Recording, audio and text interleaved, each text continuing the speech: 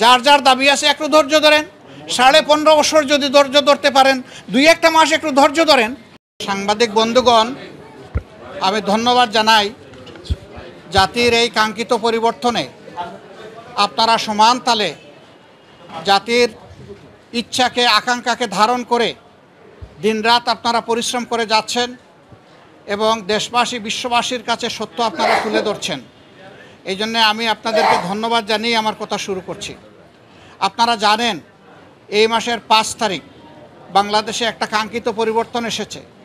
এই পরিবর্তনের সামনের সারিতে থেকে যারা লড়াই করেছে অন্যায় অসত্য এবং জুলুমের বিরুদ্ধে অধিকারের পক্ষে, তাদের কয়েকজন গুরুত্বপূর্ণ সমন্বয়ক আছে যারা সমন্বয় করে গোটা কর্মসূচি বাস্তবায়ন করেছে। তাদেরই একজন হচ্ছে হাসনাত আবদুল্লাহ। সে কুমিল্লার একজন ছেলে, ঢাকা বিশ্ববিদ্যালয়ে লেখাপড়া করে। আপনারা তার সম্পর্কে জানেন।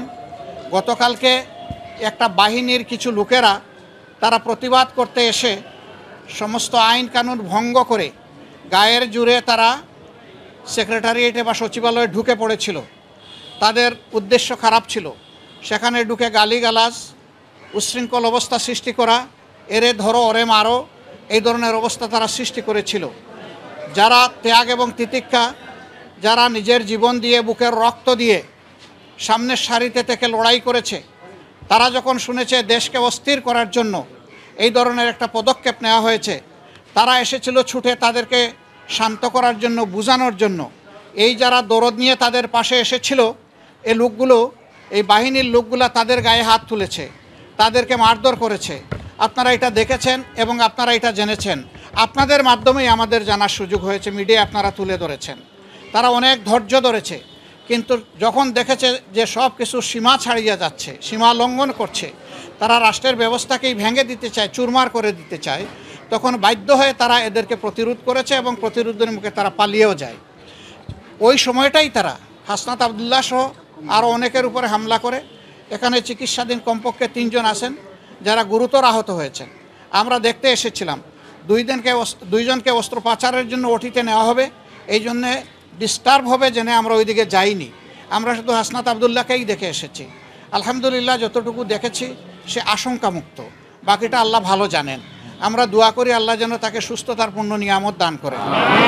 আর এই রকম একটা কাঙ্ক্ষিত গণবিপ্লবকে বিফল করে দেওয়ার জন্যে যে কোনো দিক থেকেই যে আসুক, গোটা জাতিকে এর ব্যাপারে সোচ্চার সজাগ থাকতে হবে এবং কেউ অপতৎপরতা চালালে সেটাকে বন্ধ করে থামিয়ে দিতে হবে। আপনারা কয়দিন হলো ভাই? এখনও তো 1 মাস হয় নাই, সামান্য কয়টা দিন গিয়েছে। দুনিয়ার জমানো সমস্ত দাবি দেওয়া নিয়ে সবাই এখন রাস্তায় নেমে গেলে যারা এখন সরকারে বসেছেন তারা দেশটা গুছাবেন কিভাবে?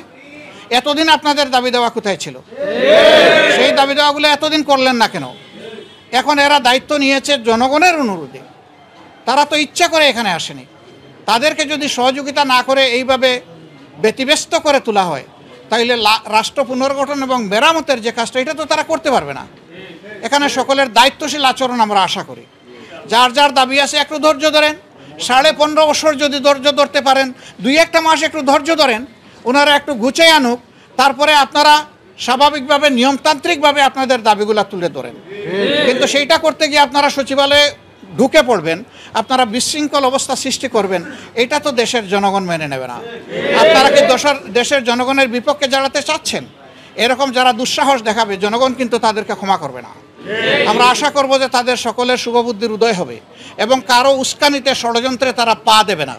তারা নিজের বিবেক অনুযায়ী চলবে, দেশকে ভালোবাসবে, তারাও এই দেশের পুনর্গঠনে নিজেরা দায়িত্বশীল ভূমিকা পালন করবে। আমরা সকলের কাছে সেই দায়িত্বশীল আচরণ আশা